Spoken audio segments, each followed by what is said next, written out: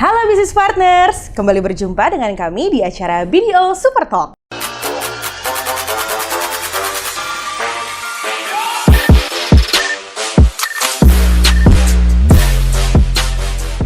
Sebuah acara di mana kita akan mengobrol dan berdiskusi langsung dengan konsultan ataupun auditor dari BDO in Indonesia mengenai karir, personal development, tips and trik menjalankan bisnis ataupun update mengenai peraturan di dunia keuangan.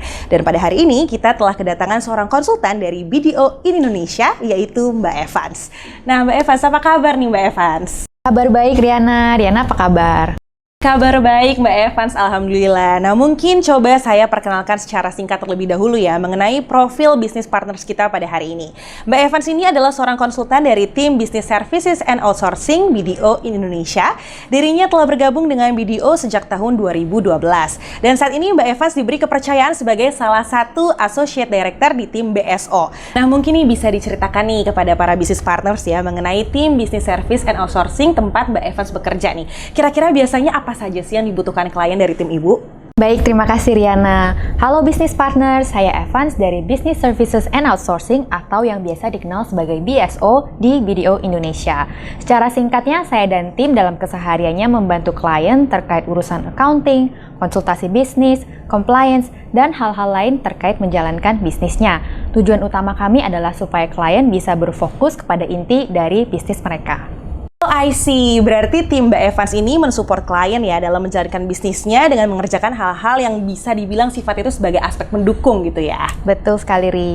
Jadi beberapa service yang kita biasa provide kepada klien adalah jasa payroll, jasa bookkeeping, accounting, corporate secretarial, bisa dibilang dari end to end ya, karena dari jasa pendirian perusahaan sampai dengan tahap likuidasi kami juga bisa support. Seringkali kami juga menerima feedback dari klien bahwa mereka menghabiskan cukup banyak waktu untuk melaksanakan fungsi administratif back office itu. Karena memang benar ya dalam pelaksanaannya itu sendiri cukup time consuming. Jadi kalau dijajarkan satu persatu ya aspek-aspek yang tadi itu deadline pelaksananya bisa sepanjang tahun nih. Ada yang di awal bulan, pertengahan bulan, akhir bulan, sampai quarterly dan tahunan. Lalu dari sisi peraturan juga perusahaan harus keep up ya dengan yang paling update supaya dalam pelaksanaannya mereka juga bisa benar dan sesuai dengan standar yang berlaku. Belum lagi kita bicara soal employee turnover ya. Kalau misalnya terdapat perubahan karyawan, nanti harus proses rekrutmen kembali, lalu retraining, handover itu cukup takes time. Jadi dampaknya kalau misalnya para business owners terlalu fokus kepada hal-hal di balik layar, mereka jadi tidak banyak waktu nih untuk mengembangkan bisnisnya. Dampaknya jadinya bisnis bisa menjadi stuck di tempat ataupun berkembang tapi tidak di pace atau rate yang diharapkan. Oke Mbak Evans, nah berarti tim BSO ini sebenarnya akan sangat membantu bagi perusahaan yang tidak mau repot gitu ya mengerjakan hal-hal seperti tadi ada payroll, ada compliance, ada accounting gitu ya. Mungkin hal-hal yang sebenarnya tidak terkait dengan bisnis utama langsung, tapi mau tidak mau nih harus dikerjakan gitu ya.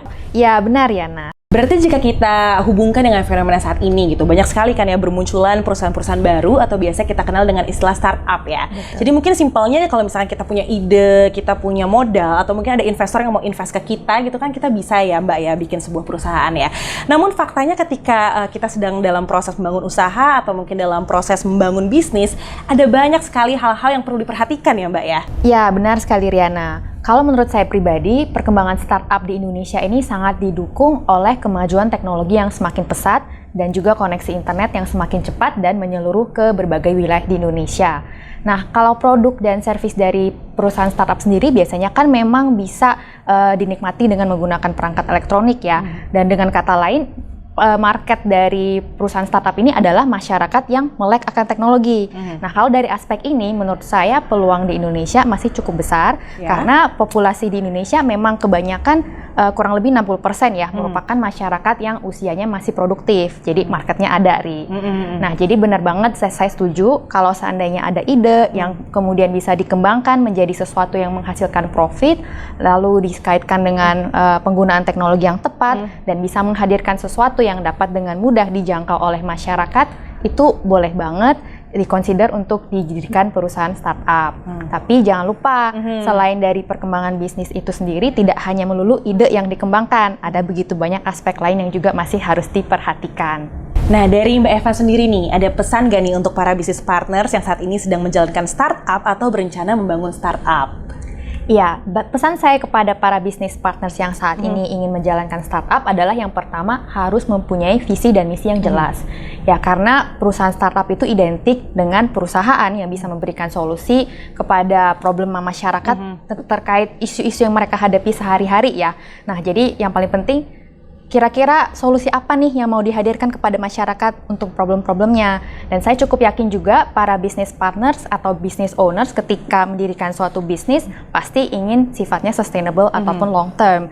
Nah, walaupun mungkin kita sering dengar ya kalau bisnis itu harus agile dan bisa beradaptasi terhadap external factors, ada baiknya mempunyai visi dan misi yang jelas supaya tidak terbawa arus. Lalu yang kedua, pahami peraturan-peraturan apa saja sih yang relevan untuk industri di mana para business partners ingin berkecimpung. Karena ini bisa membantu untuk menghindari masalah dari sisi perizinan ataupun kerugian yang kemungkinan terjadi di masa yang akan datang. Lalu pastikan Anda memiliki tim yang solid, capable, dan juga profesional. Karena saya yakin nih, walaupun business partners mempunyai expertise yang tersendiri, kita sebagai manusia, there's only so much that we can do with the limited time that we have. Tentunya kalau mempunyai support dari tim yang solid, hasilnya pasti akan lebih optimal daripada dikerjakan sendiri. Lalu yang terakhir, pastikan bahwa semua elemen dari startupnya sudah terhandle dengan baik. Jadi baik dari sisi operasional, marketing, lain-lainnya maupun finance ya, itu juga sudah terlaksana dengan baik. Dan apabila memang dibutuhkan, boleh juga di-consider untuk engage external consultant. Karena memang sudah profesional di bidangnya ya, Ri. Oke, bener banget. Baik, terima kasih banyak nih Mbak Evans atas waktunya hari ini ya. Dan tanpa terasa kita sudah berada di akhir sesi kita pada hari ini. Terakhir, jika ada bisnis partners yang ingin berbicara langsung ataupun berkonsultasi dengan Mbak Evans, caranya gimana nih Mbak nih? Jika bisnis partners ingin berkonsultasi langsung dengan saya, bisa menghubungi saya melalui email di evans@bdo.co.id atau seperti yang tertulis di bawah ini. Oke, siap nih. Jadi silahkan ya langsung menghubungi Mbak Evans melalui email tersebut. Sepertinya ini menjadi akhir untuk sesi video Super Talk kita pada hari ini. Terima kasih banyak atas kehadiran Mbak Evans tentunya pada hari ini. Terima kasih juga kepada para business partners yang telah menyaksikan sesi Super Talk ini hingga selesai. Saya Riana pamit, sampai jumpa di sesi video Super Talk selanjutnya.